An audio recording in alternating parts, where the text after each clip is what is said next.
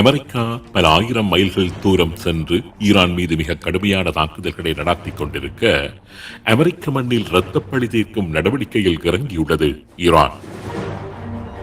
Iran மீதான யுத்தத்தை அமெரிக்காவும் இஸ்ரேலும் ஆரம்பித்து இந்த 2 வாரத்தில் மாத்திரம் 4 பாரிய தாக்குதல் சம்பவங்கள் அமெரிக்காவில் இடம்பெற்றிருக்கின்றன.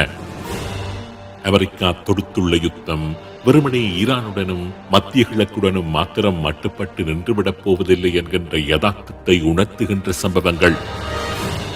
நேற்று முன்தினம் 12ஆம் தேதி அமெரிக்காவில் உள்ள மிகவும் பிரபல்யமான யூத வழிபாட்டிடம் ஒன்றை நோக்கி வெடிமருந்து நிரப்பப்பட்ட கனரக வாகனம் ஒன்றை செலுத்திச் சென்றிருந்தார் 41 வயது நிரம்பிய அயமான் முகமது கசாலி.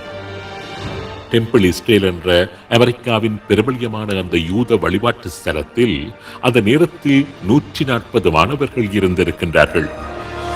அந்த கட்டிடத்தின் முன்பாக இருந்த வாகன தரிப்பிடத்தில் சுமார் 2 மணி நேரம் காத்திருந்த முகமது கசாலி மாணவர்கள் அனைவரும் அங்கு வந்து சேர்ந்ததும் கட்டிடத்தை இடித்து தகர்ப்பதற்காக வாகனத்தை செலுத்திச் சென்றபோது அங்கிருந்த காவலாளிகள் வாகனத்தை தடுத்திருக்கின்றார்கள். காவலாளிகளை நோக்கி முகமது கசாலி துப்பாக்கி பிரயோகம் செய்திருக்கின்றார். அங்கிருந்த 2 காவலாளிகளும் பதிலுக்கு துப்பாக்கி பிரயோகம் செய்ய வாகனத்தில் இருந்த வெடிபொருள் வெடித்து தாக்குதல்தாரி கட்டிகி இறந்திருக்கின்றார்.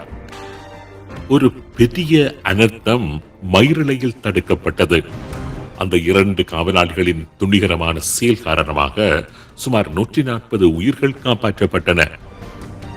இந்த சம்பவம் அமெரிக்கா தனது சொந்த மண்ணில் எதிர்கொண்டு வருகின்ற ஆபத்தின் கனதியை வெளிப்படுத்தி நிற்கின்றது. அதே போன்று உலகம் முழுவதிலும் உள்ள யூதர்களை நோக்கி வந்து கொண்டிருக்கின்ற ஆபத்தையும் அது வெளிப்படுத்தி நிற்கின்றது. இந்த சம்பவம் இடம்பெற்ற அதே நாளில், அதாவது நேற்று முன்தினம், அமெரிக்காவின் வெர்ஜீனியா மாநிலத்தில் முகமது ஜொல்லா என்ற 36 வயது இளைஞன் ஓல்ட் டொமினியன் பல்கலைக்கழகத்தில் துப்பாக்கி தாக்குதலை மேற்கொண்டிருக்கின்றார். அல்லாஹு அக்பர் என்று கத்திக்கொண்டு அவன் மாணவர்களை நோக்கி துப்பாக்கி பிரயோகம் செய்ததாகவும், அந்த தாக்குதலில் ஒரு விரிவுரையாளர் கொல்லப்பட்டு 2 மாணவர்கள் காயமடைந்ததாகவும் தெரிவிக்கப்படுகின்றது. இந்த 2 தாக்குதல் சம்பவங்களும் அமெரிக்காவையும் இஸ்ரேலையும் ஈரான் இரத்த பழி வாங்கும் என்றும், பல களமுனைகள் திறக்கப்படும் என்றும் ஈரானின் புதிய சுப்ரீம் லீடர் அறிக்கை வெளியிட்டு சில மணி நேரங்களில் இடம்பெற்றிருக்கின்றன. இது வரும் ஆரம்பம்தான் என்று அமெரிக்காவின் FBI கூறியிருக்கின்றது. அமெரிக்கா முழுவதும் இதுபோன்ற தாக்குதல்கள் இடம்பெறலாம் என்று அமெரிக்காவின் அரசாங்கம் எச்சரித்துள்ளது. ஈரான் மீதான அமெரிக்க இஸ்ரேல் தாக்குதல் ஆரம்பமான மறுதினம், அதாவது இந்த மாதம் 1ஆம் தேதி, அமெரிக்காவின் டெக்சஸ் மாநிலத்தில் ஒரு பார் மீது துப்பாக்கி தாக்குதல் நடைபெற்றது. 53 வயது தாக்குதல்தாரி அல்லாஹு அக்பர் என்று கத்திக்கொண்டு இயந்திர துப்பாக்கி மற்றும் கைத்துப்பாக்கி கொண்டு அந்த பாரில் இருந்தவர்கள் மீது மேற்கொண்ட தாக்குதலில் 3 பேர் கொல்லப்பட்டதுடன் 15 பேர் படுகாயமடைந்தார்கள். கொலையாளி ஈரான் பின்புலத்தை கொண்டவர் என்று அமெரிக்க காவல்துறை தெரிவித்தது.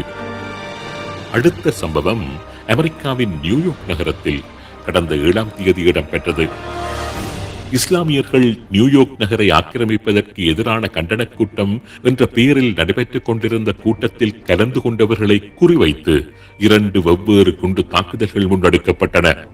ஒரு தாக்குதல் துருக்கியைச் சேர்ந்த 18 வயது இளைஞனாலும், அடுத்த தாக்குதல் ஆப்கானிஸ்தானைச் சேர்ந்த 19 வயது இளைஞனாலும் முன்னெடுக்கப்பட்டது. தெய்வாதீனமாக 2 குண்டுகளுமே வெடிக்கவில்லை.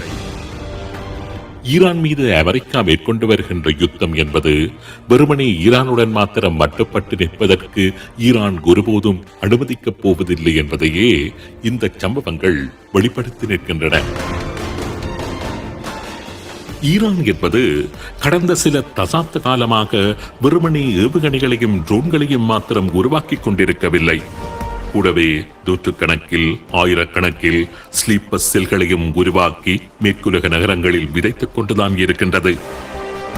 ஈரானின் IRGCயின் புலனாய்வு பிரிவான குவாட் போஸின் முதன்மை பணியே எதிரி தேசங்களில் சதிகளை மேற்கொள்வதுதான். CIA போல, மொசாட் போல ஈரானின் குவாட் போஸும் பல நாடுகளிலும் சதி நடவடிக்கைகளில் ஈடுபடுவதில் கைதேர்ந்தவர்கள். குறிப்பாக IRGC குவாட் போர்ஸின் யூனிட் 840 என்ற பிரிவினர் எதிரி நாடுகளில் சதி நடவடிக்கைகளில் ஈடுபடுவதற்காகவென்று உருவாக்கப்பட்ட சிறப்பு பிரிவினர். 2022 ஆண்டு முதல் 2025 ஆண்டு வரையிலான காலப்பகுதியில் பிரித்தானியாவில் ஈரானின் உளவுப் பிரிவுகள் மிக ஆழமாக செயற்பட்டதாகவும், ஈரானிய அரசுக்கு எதிராக செயற்பட்டு வருகின்ற பலரை கடத்துவதிலும் அவர்களை படுகொலை செய்வதிலும் ஈரானின் யூனிட் 840 புலனாய்வு பிரிவு பல நடவடிக்கைகளை எடுத்திருந்ததாகவும் பிரித்தானிய புலனாய்வு பிரிவான MI5 தெரிவித்திருந்தது. 2022 ஆண்டு நவம்பர் மாதத்தில் ஈரான் இன்டர்நேஷனல் என்ற பாரசீக மொழி ஊடகத்தில் பணியாற்றி வந்த சிமா ஷபெட் மற்றும் ஃபராட் ஃபராசா என்ற 2 ஈரானிய ஊடகவியலாளர்களை பிரித்தானியாவில் வைத்து படுகொலை செய்தது. லண்டனில் உள்ள இஸ்ரேலிய தூதரகத்தை கொண்டு வைத்து தகர்க்க முற்பட்டது என்று பல சதி நடவடிக்கைகளை ஈரானின் இந்த யூனிட் 840 மேற்கொண்டிருந்ததாக பிரித்தானிய அரசாங்கம் குற்றம் சுமத்துகின்றது. பிரித்தானியாவின் லண்டன், ஸ்விண்டன், ஸ்டாக்போர்ட், ராச்டேல், மான்செஸ்டர் போன்ற நகரங்களில் சமகாலத்தில் பிரித்தானிய காவல்துறை மேற்கொண்ட பாரிய தேடுதல் நடவடிக்கைகளில் ஈரானின் யூனிட் 840 சேர்ந்த பலர் அண்மையில் கைது செய்யப்பட்டிருந்ததும் குறிப்பிடத்தக்கது. அமெரிக்காவில் சுமார் 130 ஈரானிய பிரஜைகளை அவர்கள் ஈரானின் ஸ்லீப்பர் செல்களாக இருக்கலாம் என்ற சந்தேகத்தின் பேரில் அமெரிக்க படையினர் கைது செய்து சிறைகளில் அடைத்து விசாரணை செய்து வருகின்றார்கள்.